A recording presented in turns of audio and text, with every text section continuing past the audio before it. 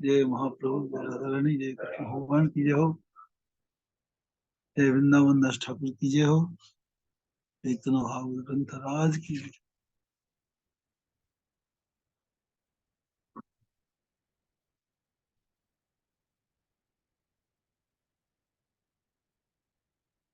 चैतन्य महाप्रभु भी अपनी माँ को दिव्य ज्ञान का उपदेश दे रहे हैं। अपनी माँ को उपदेश दिया था कपिल भगवान ने। कृष्ण भगवान के उपदेश सुनाया अर्जुन को, उद्धव को। भगवान राम जी ने उपदेश सुनाया था सवरी को।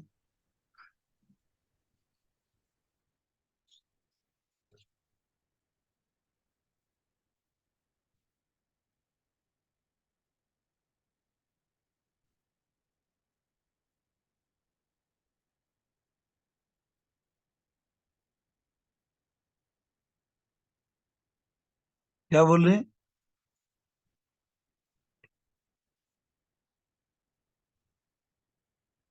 भगवान कृष्ण की महिमा और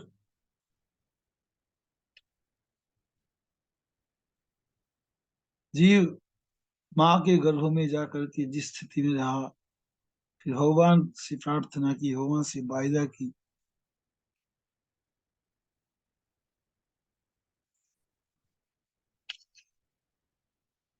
और जो भगवान कृष्ण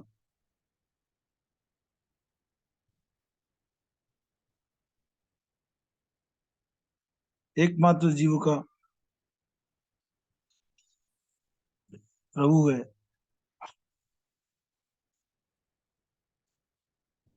लेकिन जीव उस भगवान को भूल जाता है। भूल करके और व्यर्थ व्यवहार में, फालतू के विचारों में, विचारों के दलदल में फंस जाता है। फंस करके अपने मानव जीवन को बर्बाद करके मर जाता है। मानव जीवन के समय बहुत ज्यादा तो रही है, बहुत कम समय। समय तो सफिशिएंट नहीं है, इनसफिशिएंट समय। और इसमें आकर के क्या क्या विचारों के दलदल में जाकर के उलझते हैं।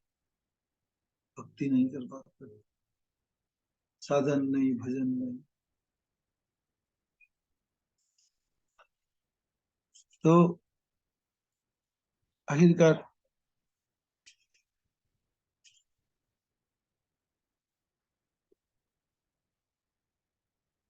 भगवान से प्रार्थना किया, हे प्रभु यही कृपा करो, जरा तुम्हारा ना पसुरी। अब कृपा करो, दुनिया में जाकर के तुम्हें भूलूं नहीं, और जहां कहीं जन्म लूं कोई परेशानी नहीं, लेकिन तुम्हें, तुम्हारा याद बना रहे, तुम्हारी स्मृति बनी रहे, फिर कोई परेशानी नहीं। और उन सब जगहों में ना जाऊं जहां भगवान कृष्ण की महिमा का गान नहीं है, जहां वैष्णव जन नहीं है, जहां भगवान श्री कृष्ण की महोत्सव नहीं है, भले ही वो इंद्रलोक क्यों न हो। ये देवता ने भी बोला था भागवत जी में, न यत्र वैकुंठ कथा सुधा भगा, न साधवो भागवतास्तदाश्रया, न साधवो न यत्र यज्ञेश्वरम मखा, न यत्र यज्ञेश मखा महोत्सवा, सुरेश लोकोपि न वैश सिद्ध। भले ही वो देवलोक क्यों ना, वहां नहीं जाओ, मत जाओ। अगर जाना है तो जाओ, जाकर के वहां पर लोगों को कन्विंस कर करके भक्त बनाओ, वैष्णव।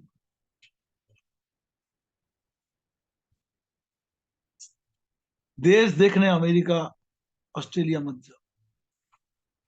वहां के लोगों को भक्त बनाने के लिए, वहां पर भक्ति का वातावरण ले जाने के लिए जाओ। जैसे हमारे गौड़ीय मठ के पूज्य महाराज लोग गए, भक्ति प्रदीप तीर्थ महाराज और गोस्वामी महाराज फर्स्ट सर्विस इंग्लैंड गए।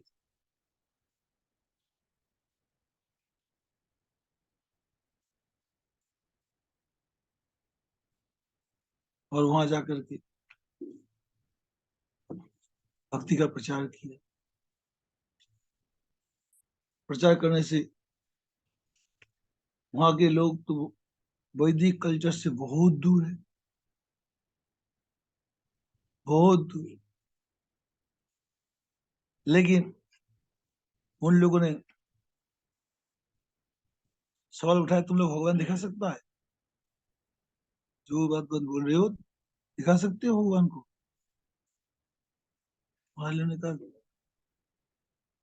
भगवान की कृपा होगी, तुम लोग भजन साधन करें, तुम्हारी कृपा होगी, तुम देखोगे। बस उसी रात्रि में ही भगवान ने सपना दिया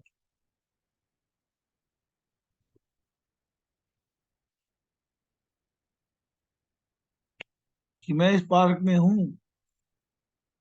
वो भी पूरा डायरेक्शन पूरा बताया, इस जगह पे हूँ, ऐसी ऐसी इतनी मिट्टी के नीचे हूँ, मुझे निकालो, मेरी सेवा करो। फिर गोस्वामी महाराज जी उसमें संन्यास लिए थे कि नहीं मुझे याद नहीं है। भक्ति प्रदीप तीर्थ महाराज थे, वो परमानंद प्रभु, वो सन्यासी था। तो गोस्वामी महाराज जी सन्यासी थे कि कैसे ब्रह्मचारी थे मालूम नहीं। कभी नहीं लिया था गुरुदेव, नहीं लिया था संन्यास।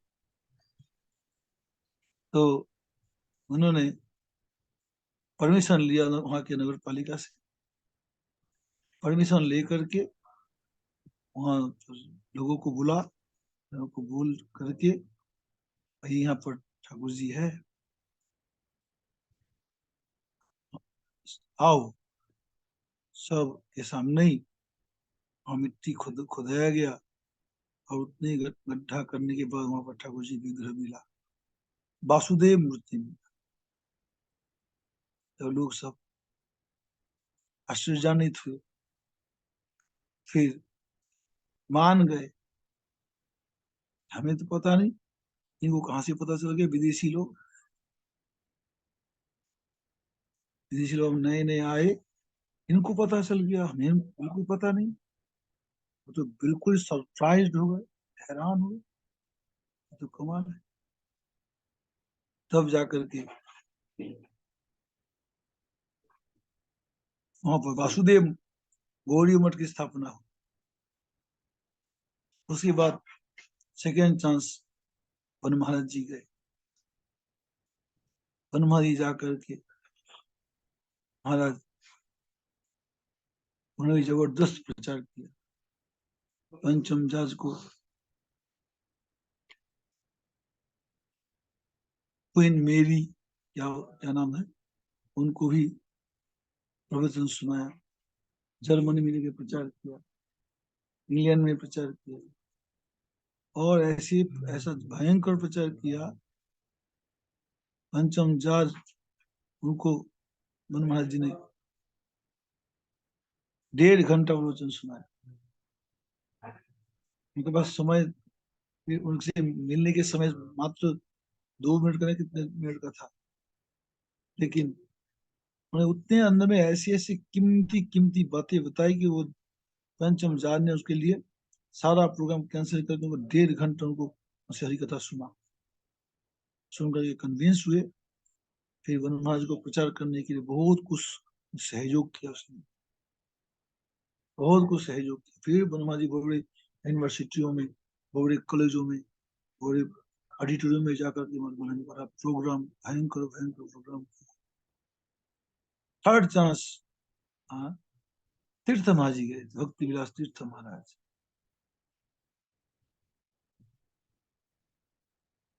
फिर जाकर के स्वामी महाराज जी गए थर्ड चांस में। स्वामी महाराज जी जाकर तो दुनिया हिला दी। ऐसे बहिर्मुख लोगों को वैष्णव बनाया। वैसे तो फॉरेन कंट्री पूरा प्लेजरफुल नीट एंड क्लीन, एकदम बहुत सुंदर देश है, पर बहुत ही सुंदर, मटेरियल नाइस, फुल ब्यूटीफुल देश, किंतु आध्यात्मिक तो कुछ भी नहीं, जीरो है, आध्यात्मिक बिल्कुल जीरो। वहां पर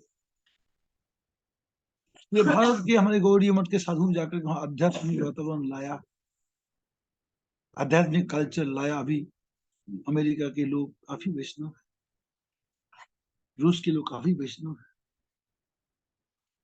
ऑस्ट्रेलिया में तो है, सभी देश में वैष्णव का संगति करके आध्यात्मिक वातावरण काफी पहुंचा है।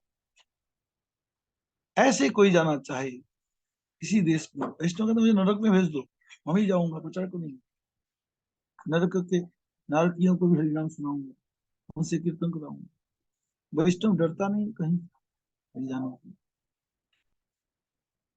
एतराज नहीं करता।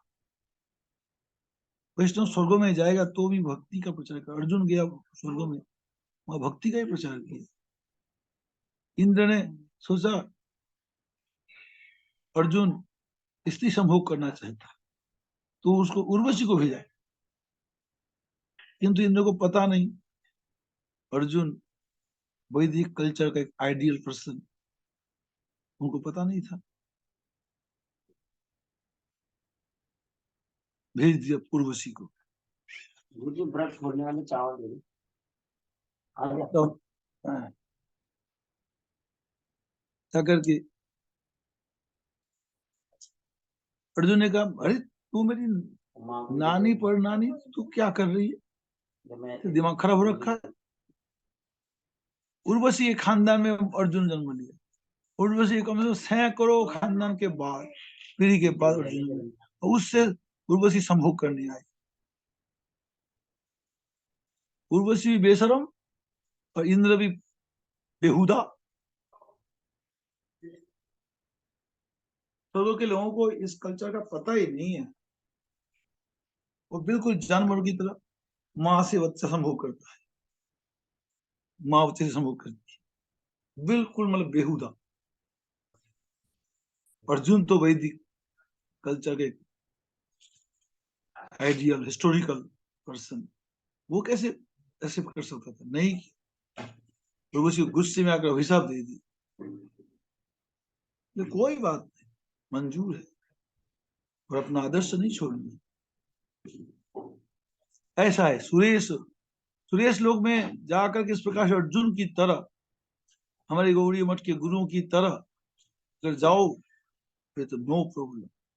और वैष्णव लोग ऐसी हमेशा हर जगह ऐसी होते हैं, वो अपने आदर्श से एक बाल भी हिलते, एक बाल भी हिलते नहीं।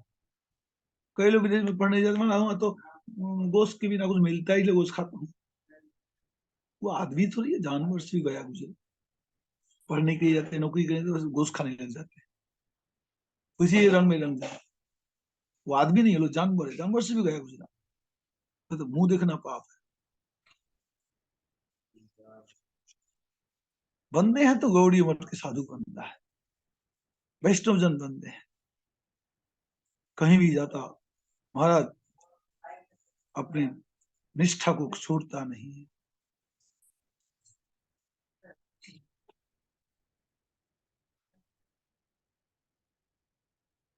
हमारा सुमय का लड़का विपिन है, वो विदेशों में उनको जाना पड़ता है, महीने 15 दिन 20 दिन विदेश में जाना पड़ता है, लेकिन वो कहीं किसी प्रकार का नहीं खाएगा। वो चिरवा ले जाता, सत्तू ले जाता, विदेश में सत्तू खाएगा, और अफसर है वो, बहुत बड़ी पोस्ट पर है, वो सारी दुनिया का उनको टूर करना पड़ता है, ऐसा किसी कंपनी नौकरी करता है, लेकिन वो सत्तू खा के, चिरवा खा करके रह जाता है, लेकिन कभी किसी गंद मंद नहीं खाता है, अधिक से लोग हाथ का नहीं खाता। हाँ कहीं स्कूल मंदिर मिल गया वहां खा लिया, नहीं तो नहीं। अपना आदर्श छोड़ना क्यों, भागवत में ही बताया, आग की तरह बनो, आग की तरह। आग अपने दाहिका को नहीं, शक्ति को नहीं छोड़ता है। ऐसी साधक कभी अपने आदर्श, अपना चरित्र को गिराएगा नहीं। वो तो वैष्णव पण ही पपिया ना तजी पंत जीते विकाज, तंत जीते कुछ नहीं पंत जीते लाज। गर्भवास दुख प्रभु एहो मोर भालो। हे प्रभु, गर्भवास दुख मेरे लिए ठीक था, यदि तोर स्मृति मोर रहे सर्वोग। अगर हमेशा तेरा स्मृति बनी रहे तो गर्भ में जाकर के कोई परेशानी नहीं। तोर पद पद में स्मरण नहीं यथा, हेनो कृपा करो प्रभु ना फिली पद था। हे गोविंद, ऐसी कृपा करो जहां आपका स्मरण न हो, ऐसी में ना जना। नो नो, यही मत दुख प्रभु कोटि कोटि जन्म, पहलो विस्तर प्रभु सब मोर कर्म। हे प्रभु, इस प्रकार से करोड़ों करोड़ों जन्म में मैं दुख भोगा, बहुत कष्ट पाया, से दुख विपद प्रभु रहु बारे बारे, यही तो स्मृति था कि सर्ववेद सा। ऐसी विपत्ति, इतना तकलीफ हमेशा हमको मिलता रहे, कोई परेशानी नहीं। यदि आपका स्मृति बनी रहे तो हमें ये तकलीफ में कुछ परेशानी नहीं। हेनो करो कृष्ण एवे दस्यो जोग दिया, चरों रखी उदासी नंदन कोरिया। अब की हे प्रभु, और अपना दास्य योग दे करके अपने चरणों में मुझे दासी नंदन करिया। आपके दास, आपके दासियों का बच्चा बना करके जन्म दो, वैष्णव घर में जन्म मिले और आपकी भक्ति करने का मौका मिले। तुम्हा वही बारे करो यदि ये दुखेर पार, तुम्हा वही तो अभी प्रभु न चाहिए पार। एक बार यदि आप मुझे दुख से उद्धार कर दे तो दोगे, आगे आप छोड़ के मैं कुछ नहीं करूंगा।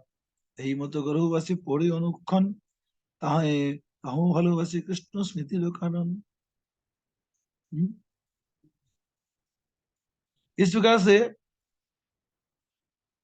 गर्भवास के समय बार बार इस प्रकार से बात बोलते हैं। ताओ हलो वैसे, गर्भवास में रह करके आपका स्मरण कर मिलता रहेगा तो गर्भवास हमारे लिए नुकसान नहीं है। ये जो तकलीफ, तकलीफ के कारण बेहद तकलीफ होता है, फिर भगवान को याद करता है तो कहते हैं ये गर्भवास ठीक ही है, आपको स्मरण करने को थोड़ी देर मौका तो मिल जाता है।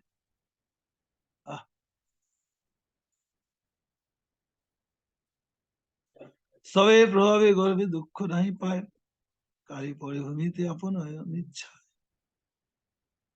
अब भगवान की स्तुति करते, भगवान को याद करते, फिर उनको तकलीफ थोड़ा सा सॉल्व हो जाता है, कम हो जाता है। फिर वो जन्म काले पड़े भूमि थे अपन अनिच्छाए, अपनी इच्छा न रहने से भी उनको काले पड़ भूमि थे जन्म लेना पड़ता है। सुनो सुनो माता जब तत्व संस्थान, भूमि थे पहले मत तो हो आगे। किंतु मैया एक बार बताऊं, इतना भगवान को याद करता है, इतना याद करता है, और करते करते तो ये दुख हमें ठीक ही है। आपका भगवान का स्मरण कर पा रहा हूँ, उनको कर पा रहा हूँ, इतना बोलते मुझे मैं भूलू नहीं कभी, ये भी वायदा करता है। लेकिन जैसे ही भूमिते पड़े मात्र है आ गया, जन्म लेते ही सब भूल जाता। मूर्छागत तो है खने खने कंधे से, कही तना पड़े दुख सागर देते वहां से। फिर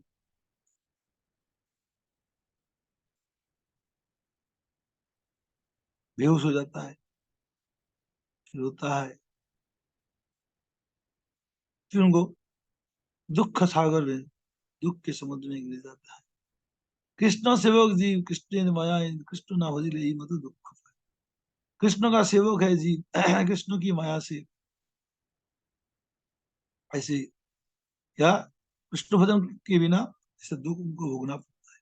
कथो दिन कालो वैसे हो बुद्धि ज्ञान, इथे जीव भजो हे कृष्ण सही भगवान। जब बड़ा होने पर कालवश हो जाता है और उनको कुछ बुद्धि का भी विकास होता है, लेकिन जो भाग्यवान वही कृष्ण भक्ति करता है।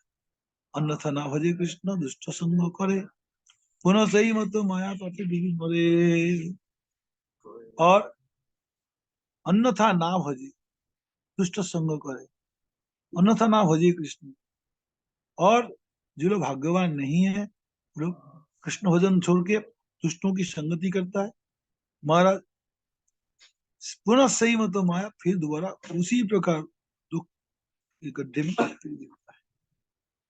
जद्य सधी पथि पुनः शिष्णो दर कृतोद्यमई, असितो रमते जंतु स्तमो विशति पूर्वत।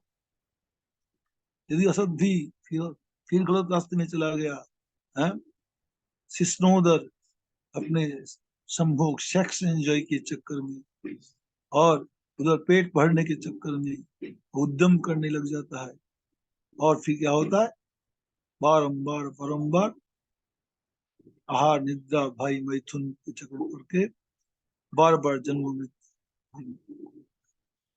अनायास न मरणम बिना दैन्य जीवनम अनाराधित गोविंद चरण सुखम। अनायास मृत्यु, बिना दुख के बिना जीवन, भगवान के भजन किए बिना हो नहीं सकता। अनायास मरण जीवन दुख विने कृष्ण भजन से भाई कृष्णेश्वर ने। अनायास मृत्यु और दुख के बिना जीवन कृष्ण भजन करने पर ही मिलता है। এতে কি ভজো কৃষ্ণ সাধু সঙ্গ করি, মনে চিন্ত কৃষ্ণ মাতা মুখে বলো হরি। इसलिए कृष्ण भजन करो, साधु संग करो, मन ही मन भगवान को स्मरण करो। मैया मुख में हरि हरि बोलो मुझसे। भक्तिहीन कर्म में कोनो फल नहीं पाए, सही कर्म भक्तिहीन प्रसन्न सजाए। भक्तिहीन कर्मों में कुछ फल नहीं मिलता। जो कर्म भक्तिहीन है वो परहिंसा, जो भक्ति नहीं है वो काम करना करवाना वो हिंसा है। अपने बच्चों को भगवान की भक्ति न करवाना वो बच्चों से दुश्मनी है। अपने मिलने जुलने वालों से यार दोस्तों को भक्ति न करवाना उनसे दुश्मनी है। उनको विषय व्यर्थ की बात में उलझा के, व्यर्थ के व्यवहार में उलझा के फंसा के रखना, ये उनसे सरेआम दुश्मन। दुनिया वाले जो कर रहे हैं सरेआम दुश्मनी, एकदम दुश्मन।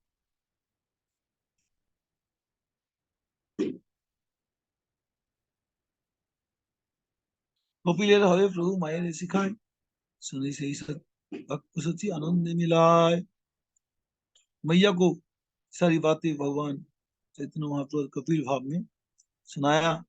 सुनकर सची माँ खुश हो गई कि भजने की सोयने की बा जागोराने, कृष्ण बिनु प्रभु आर सुना बखाने। सोते बैठते खाते जगते चलते फिरते महापुरी, अब कृष्ण छोड़ कुछ नहीं जानते, कृष्ण ही कृष्ण।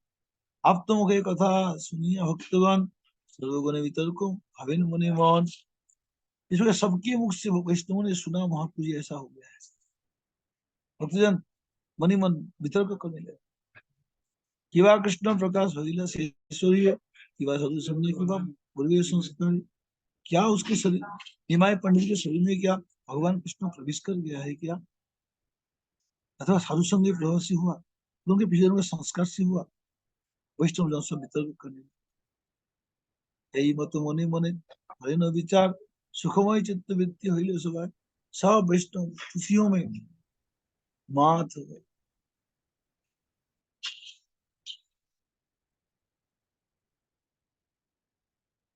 पन्नील भक्त दुख पसंदीर नाश, महाप्रभु विश्व हईला प्रकाश। अब भक्तों का दुख चला गया, अब पाखंडियों का नाश होगा। पाखंडियों का नाश होगा, पाखंडियों का पाखंडी विचारों का नाश कर देगा। वैष्णव अवश्य महाप्रभु विश्वम्भर, कृष्ण नाम जगत देखो ही निरंतर। महाप्रभु जी वैष्णव अवश्य में, और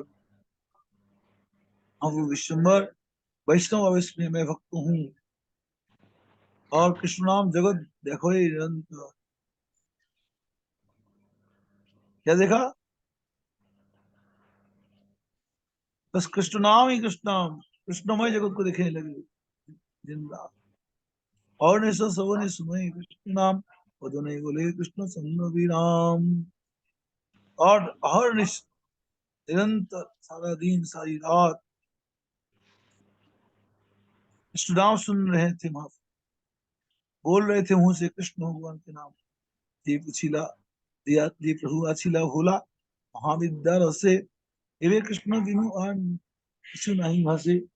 जो महाप्रभु जी विद्या रस में बिल्कुल बोलते एंग्रोस था, पूरा डूबा हुआ था विद्या रस, और अब कृष्ण भक्ति रस में डूब के टोटली चेंज। परिवार वर्ग सब अति उष्ण काले, परिवार निमित्त आसिया सभी मिले। विद्यार्थी लोग सुबह सुबह आ जाते पढ़ने के लिए। राय थे वैसे किया जगत जगत राय, कृष्ण बिनु किसी आन नाय से जीव भाई। और महाप्रभु जी पढ़ाने लगे, और वो पढ़ाते समय कृष्ण कथा ही कृष्ण कथा, और कुछ नहीं बोल पा रहे। सिद्ध वर्ण समान नाई बोले शिष्यगण, गुरु बोले सर्ववर्ण सिद्ध नारायण। विद्यार्थियों ने व्याकरण का सूत्र पूछा, सिद्ध वर्ण समान नाई क्या है? वहां पर जो सर्ववर्ण सिद्ध नारायण, सभी वर्णों का सिद्ध भगवान नारायण है। जय एक सर्वरूपानाम सर्वनाम तथस्थ, सब रूप का सब नाम का सबका आश्रय भगवान नारायण है। अक्षर अक्षर का मालिक नारायण है, शब्द मात्र का मालिक नारायण है। ये सिद्ध वर्ण समान नहीं। शिष्य वर्ग सिद्ध हो लो क्या माने? और शिष्यों ने पूछा भाई वर्ग सिद्ध कैसे हुआ? प्रभु बोले कृष्ण दृष्टि पातेर कारण है। वहां बोले भगवान की कृपा दृष्टि से सब सिद्ध हो जाता है। शिष्य बोले पंडित उचित व्याख्या करो। प्रभु बोले सर्वक्षण कृष्ण श्री कृष्ण समारोह। शिष्य ने कहा पंडित जी गुरु जी व्याख्यान तो सही तो करो। वहां बोले कृष्ण समारोह का यही सबसे सुंदर व्याख्या है।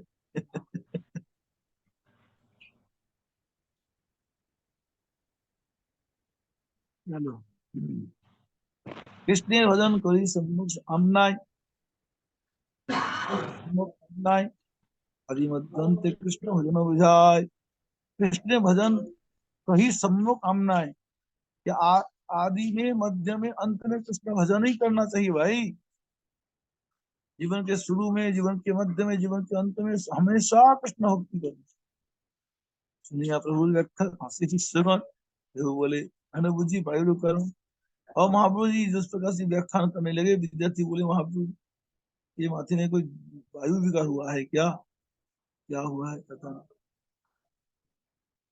शिष्य वर्ग बोले वे यमत व्याख्यान, प्रभु बोले जनो है शास्त्र प्रमाण।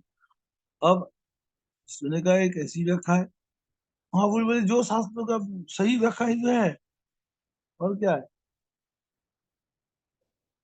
प्रभु बोले यदि नहीं बुझो एखने विकाले सकल जाई भलो मन। अभी तो लोग अगर समझ नहीं पा रहे हो तो शाम को ना समझ में।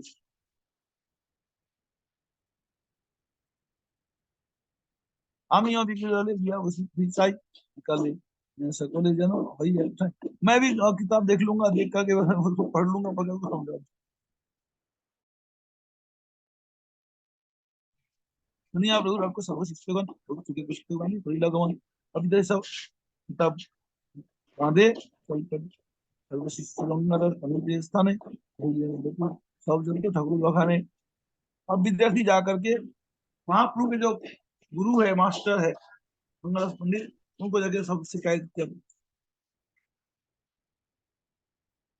ये सब अगर निमाई पंडित सब सुने कारण कृष्ण स्वामी गुरु जी, और हमारे जो पंडित जी हैं निमाई पंडित जी, वो तो सब शब्दों में भगवान कृष्ण की व्याख्या लगा रहे हैं। गया हुई जब आसियासिन भरे तो वो कृष्ण की व्याख्या नहीं छोड़े। जब से गया जी से आया तब से कृष्ण छोड़कर कुछ भी नहीं बोल रहे हैं। समय हो गया मेरा, ठीक नहीं विश्राम। राधे राधे। गुरु जी प्रणाम गुरुदेव। गुरवे गुरवे गौरचन्द्राय राधिकाये तदालये कृष्णाय कृष्णभक्ताय तद्भक्ताय नमो नमः। कृपया क्षमतामपराधिजनं खलु सायुतसक्तसुदीननरं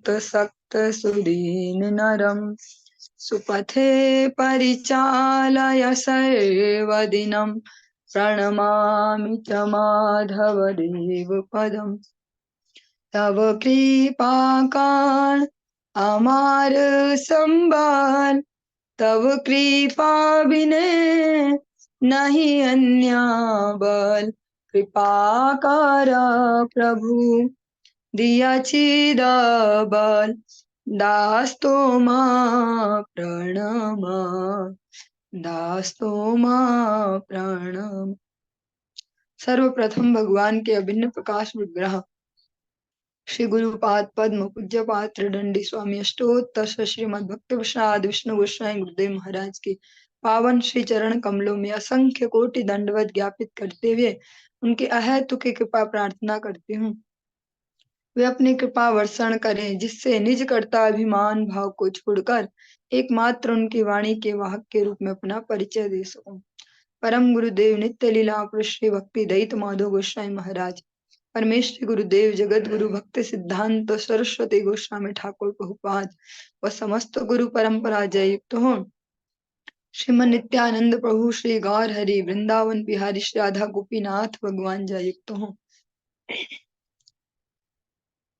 आज की इस प्रातःकालीन कक्षा में हम श्रवण करेंगे श्रीमद् भागवतम के अंतर्गत प्रथम स्कंध अध्याय 12 और श्लोक संख्या 31 नंबर श्लोक से आज हम प्रारंभ करेंगे।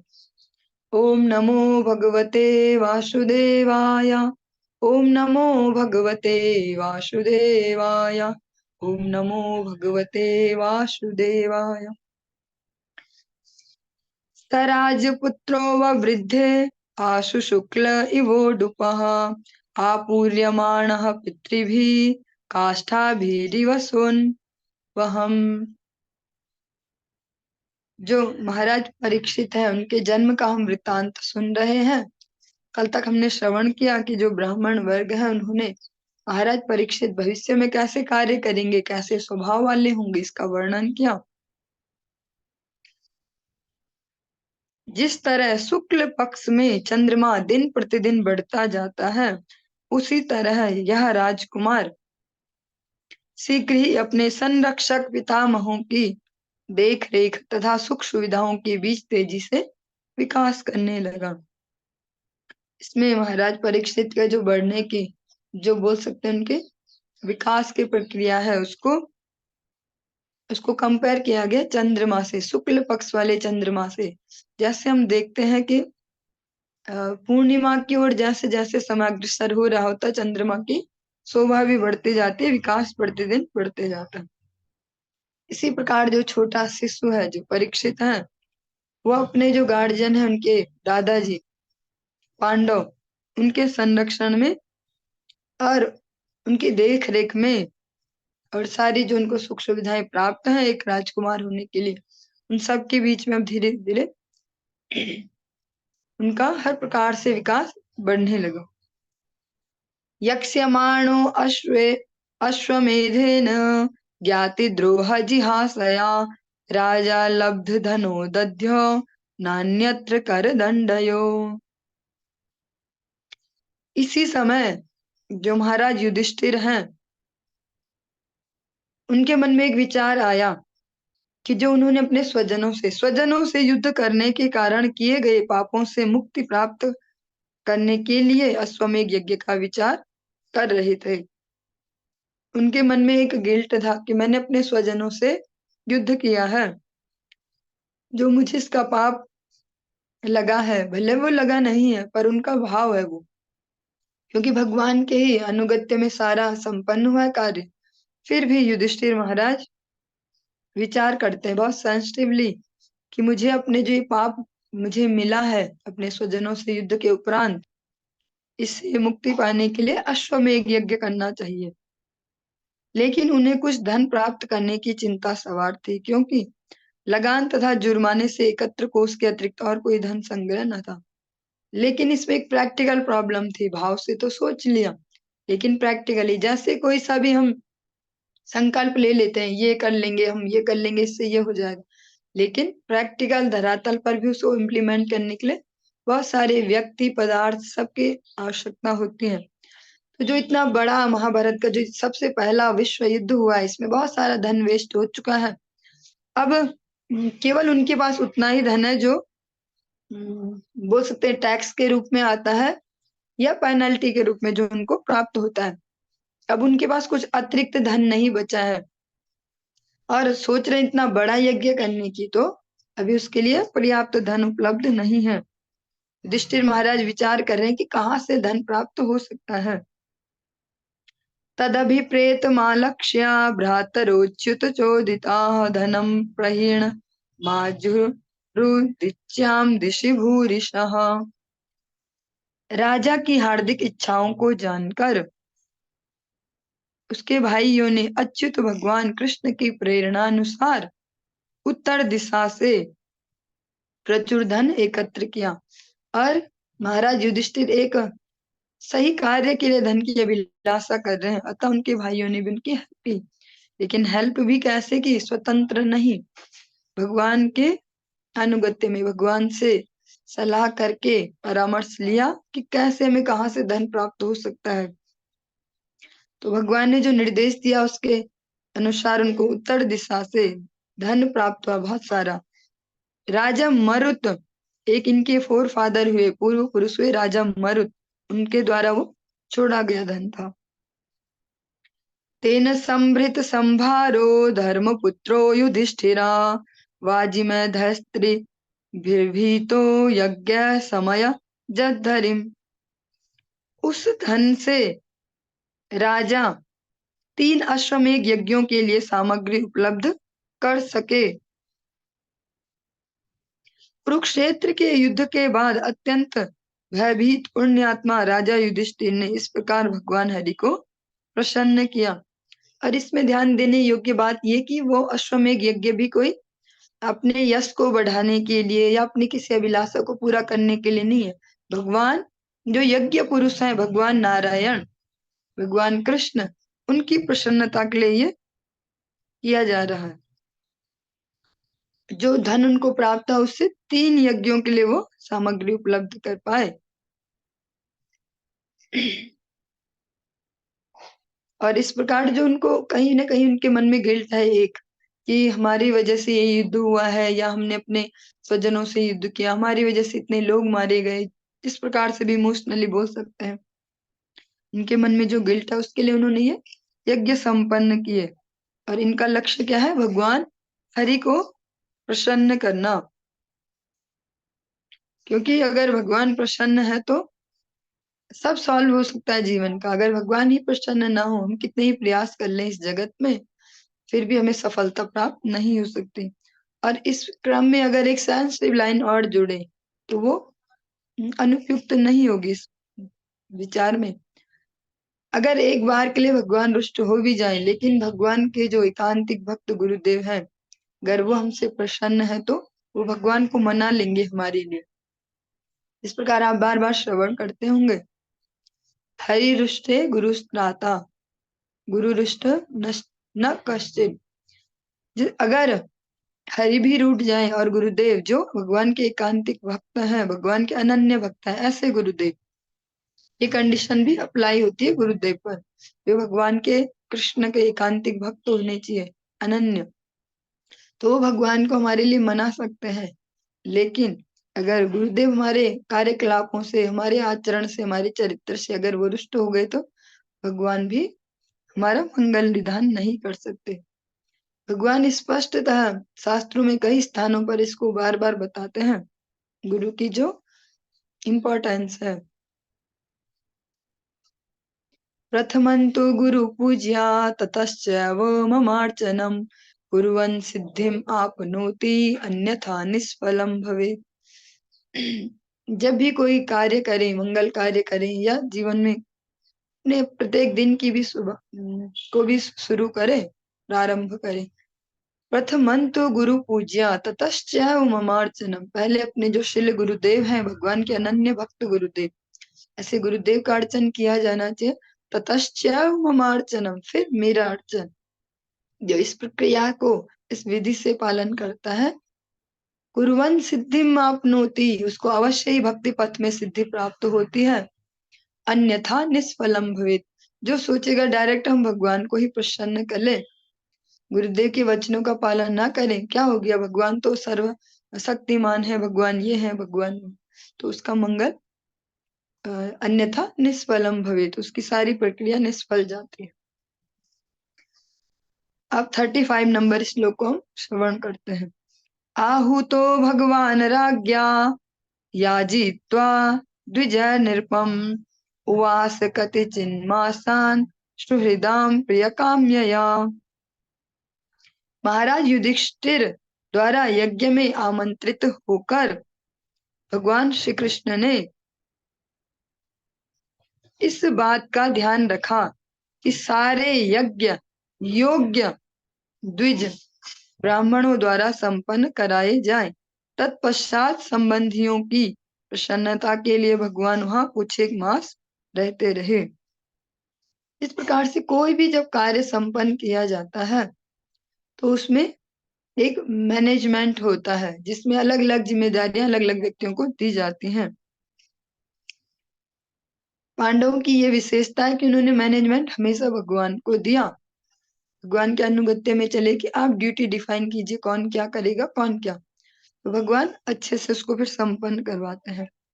यहाँ जो अश्वमेध यज्ञ करवाए गए, भगवान ने यहाँ पर अच्छे से इस बात पर फोकस रखा कि जो यज्ञ करवाए वो आचरणशील ब्राह्मण हो। ब्रह्म जानाति थी ब्राह्मण हो, आचरणशील, क्योंकि जो यज्ञ की सफलता है वो यज्ञ को करवाने वाले जो यजमान है उनके भाव पर भी निर्भर है, और जो करने वाले ब्राह्मण है उनके आचरण पर भी निर्भर है। अतः भगवान श्री कृष्ण ने स्वयं इसको चेक किया, इसको कंफर्म किया कि इस जो यज्ञ है उसको करने वाले जो ब्राह्मण है वो आचरणशील हों।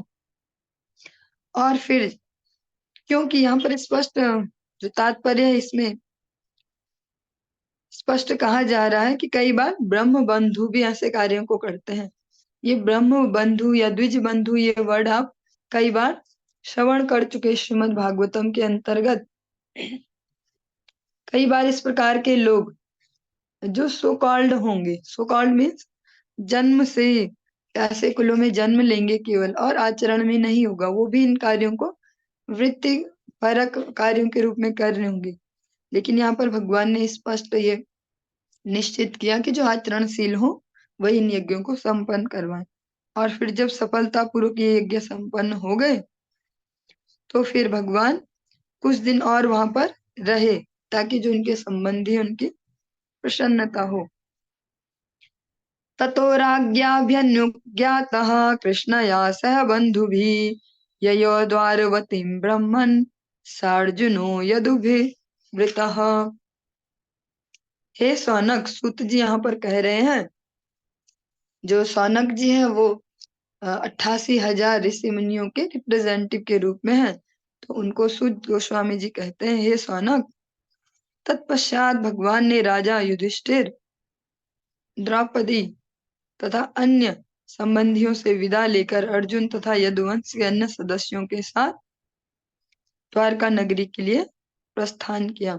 और जो हमारा प्रथम स्कंद का 12 अध्याय है, 12वां अध्याय, वो यहाँ पर कंप्लीट होता है। साथ साथ हम जो 13वां अध्याय है, 13 नंबर अध्याय, इसको प्रारंभ करते हैं। सूता उवाच विदुरस्तीर्थ यात्रायां मैत्रेया दात्मनो गतिं ज्ञात्वा ज्ञाधास्ति न पुरं तया वाप्त विवित्सितः। श्री सूत गोस्वामी जी ने कहा, तीर्थ यात्रा करते हुए विदुर जी ने महर्षि मैत्रेय से आत्मा की गति का ज्ञान प्राप्त किया और फिर वे हस्तिनापुर लौट आए। वे अपेक्षानुसार इस विषय में पारंगत हो गए। ये बहुत ही सुंदर श्लोक है, सुनने में साधारण सा लग रहा है कि चलो आगे बढ़े, लेकिन इसमें एक बहुत सुंदर मैसेज है। तीर्थ यात्रा करते हुए विदुर ने महर्षि मैत्रेय से आत्मा की गति का ज्ञान प्राप्त किया और फिर वे हस्तिनापुर लौट आए। वे अपेक्षा अनुसार इस विषय में पारंगत हो गए। जो हम सबको लगता है तीर्थ यात्राओं का आशय या लगता है तीर्थ यात्राओं का रिजल्ट, हमें लगता है कि चलिए चलो उस धाम चलते हैं, आज उस धाम चलते हैं, आज वहां यात्रा करते हैं, और हमारा जो इंडेक्स है या बोल सकते हैं जो हमारे दिमाग में फिट है कि हमने ये भी कर रखा, हमने ये भी कर रखा, हमने ये भी कर रखा, हम यहाँ भी जा रखे, हम यहाँ भी जा रखे। लेकिन जो तीर्थ यात्रा, इसका मेन गोल क्या है? इसका मेन गोल है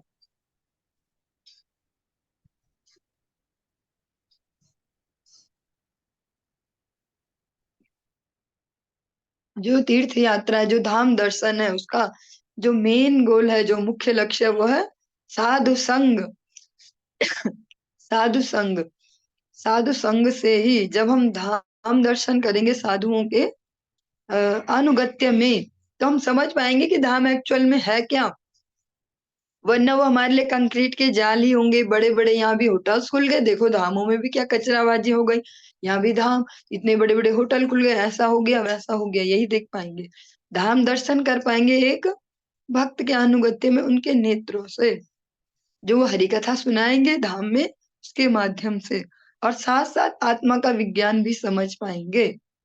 यही तीर्थ यात्रा का वास्तविक लक्ष्य है। जैसे आप सभी ने श्रवण किया था सायकालीन कक्षा में एक बार, जब जगदानंद पंडित का हम सब ने चरित्र श्रवण किया। जगदानंद पंडित जब श्रीधाम वृंदावन जाने लगे, महाप्रभु से प्रेम कलह नाराज होके, और फिर जाने लगे, मैं तो वृंदावन जा रहा हूँ, वृंदावन जा रहा हूँ। महाप्रभु से आज्ञा लेते हैं, पहले तो तुरंत ही महाप्रभु ने मना कर दिया, नहीं जाना, अभी कोई जरूरत नहीं है। नहीं नहीं, मैं तो जाऊंगा, मैं तो वृंदावन जाऊंगा। हरि बोल। तो महाप्रभु ने स्पष्ट कहा, वृंदावन जा रहे हो, सुनो ध्यान से, जो प्रिकॉशन है वो पहले समझ लो, क्या क्या करना है। जब जाओ अकेले मत घूमना, धाम में अकेले मत घूमना। किसके अनुगत्य में धाम दर्शन करना? सनातन गोस्वामी के अनुगत्य में रहना, उनके साथ ही गिरिराज जी की परिक्रमा करना, धाम दर्शन करना। और स्पष्ट बोला कि ज्यादा दिन मत रहना, जल्दी आ जाना। क्योंकि महाप्रभु का जो अवतार है, महाप्रभु जो आए हैं, महाप्रभु का मेन फोकस है वैष्णव सदाचार पर, वैष्णव सदाचार के प्रचार पर। वरना नाम प्रचार अगर भगवान स्वयं करने लगते तो आज और प्रचारकों की कोई आवश्यकता ही नहीं होती। महाप्रभु का मेन फोकस रहा वैष्णव सदाचार पर, समझना क्या है संतों के पास जाने की रीति, क्या है धाम में जाने की रीति, क्या कैसे आचरण भक्तों को करने चाहिए और कैसे आचरण से बचना चाहिए। तो यहाँ पर प्रसंग आया तीर्थ यात्रा का। विदुर जी जो तीर्थ यात्रा कर रहे हैं, उसमें क्या कर रहे हैं? वो अलग अलग संतों के सानिध्य में समझने का प्रयास कर रहे हैं अपने जीवन के लक्ष्य को। भगवान राम, वो स्वयं भगवान होते हुए भी, जो उन्होंने वनवास को जिसको स्वीकार किया, उसमें उन्होंने क्या किया? वनवास के पूरे टाइम पीरियड में वो अलग अलग अलग अलग आश्रमों पर गए, अलग अलग संतों के पास, और उनसे उनके साथ साधु संग किया। तो हम सभी के लिए भी बहुत सुंदर मैसेज है कि धाम यात्रा कभी भी स्वतंत्र रूप से, स्वच्छंद रूप से न करे कि है जेब में बहुत पैसे हैं, गाड़ी में पेट्रोल, तो चलो गाड़ी चलानी भी आती है ना। धाम यात्रा जब साधु संग में की जाए, साधु मीन्स भगवान के अनन्य भक्त, तो ही वो अच्छे से रिजल्ट दे पाएंगे। यावतः कृतवान् प्रश्नान् शत्ता कौशारवाग्रतः जातैक भक्तिर्गोविन्दे तेभ्यश्चोपर रामः। विविध प्रश्न पूछने के बाद तथा भगवान कृष्ण की दिव्य प्रेमामयी सेवा में स्थिर हो चुकने पर विदुर ने मैत्रेय मुनि से प्रश्न पूछना बंद किया। और विदुर जी ने क्या किया? जिस प्रकार से भगवान भगवत गीता में कहते हैं, तस्मात् गुरु प्रपद्येत।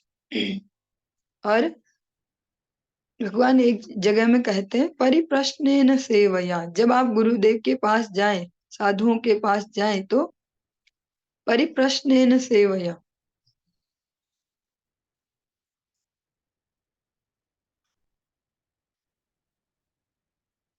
उनसे विनम्रता से आध्यात्मिक प्रश्नों को पूछे। जो विदुर जी हैं वो भी यही कर रहे हैं, जहां भी जिस भी तीर्थ में जाते हैं। अभी वो मैत्रेय मुनि के पास है और उनसे अपनी जिज्ञासाओं को शांत कर रहे हैं। इसमें स्पष्ट कहा गया है, भगवान कृष्ण की दिव्य प्रेमामयी सेवा में स्थिर हो चुकने पर और जो साधु संग है, तीर्थ दर्शन है, उसका एकमात्र लक्ष्य है भगवान के दिव्य सेवा में नियुक्त कर पाना अपने मन को, अपने इंद्रियों को। तो जब ये हो गया विदुर जी का, तो फिर उन्होंने मैत्रेय मुनि से प्रश्न पूछना बंद किया। तम बंधुमागतम दृष्ट्वा धर्मपुत्रः सहानुजः धृतराष्ट्रो युयुत्सुश्च सूतः सारद्वतः पृथा गांधारी द्रौपदी ब्रह्मन् सुभद्रा चोत्तरा कृपी अन्याश्च जामयः पांडवो ज्ञातः ज्ञातयः ससुताः स्त्रियः। नंबर 3 और नंबर 4 दो श्लोक इसमें साथ साथ लिए हैं। जब उन्होंने देखा कि विदुर राजमहल लौट आए हैं, तो महाराज युधिष्ठिर, उनके छोटे भाई, जो उनके चारों भाई हैं, धृतराष्ट्र, सात्विकी, संजय, कृपाचार्य, कुंती, गांधारी, द्रौपदी, सुभद्रा, उत्तरा, कृपी, कौरवों की अन्य पत्नियां तथा अपने अपने बच्चों के साथ स्त्रियों समेत सारे निवासी सभी अत्यंत हर्षित होकर तेजी से उनकी ओर बढ़े। ऐसा प्रतीत हुआ मानो उन्होंने दीर्घ काल के बाद अपनी चेतना फिर से प्राप्त की हो। एक जो वैष्णव का जो सन्निधि है, सन्निकटता, वो बहुत इंपॉर्टेंट होती है। विदुर जी जब यहाँ से चले गए, दुर्योधन के व्यवहार को देखकर और उनके व्यवहार पर जो रिएक्शन है धृतराष्ट्र का, वो सब देखकर तो वो वहां से निकल गए। जब वो वापस आए इतने लॉन्ग टाइम पीरियड के बाद, तो फिर पूरा जो हस्तिनापुर में जो भी निवासी हैं और सारा परिवार है, सबको ऐसा फील हुआ जैसे फिर से जान आ गई, अब चेतना फिर से प्राप्त की हो। वो सब उनके स्वागत के लिए उनके पास आ गए। चलिए आज की इस चर्चा को यहीं पर ही विराम देंगे, आगे कल कंटिन्यू करेंगे। हरे कृष्णा।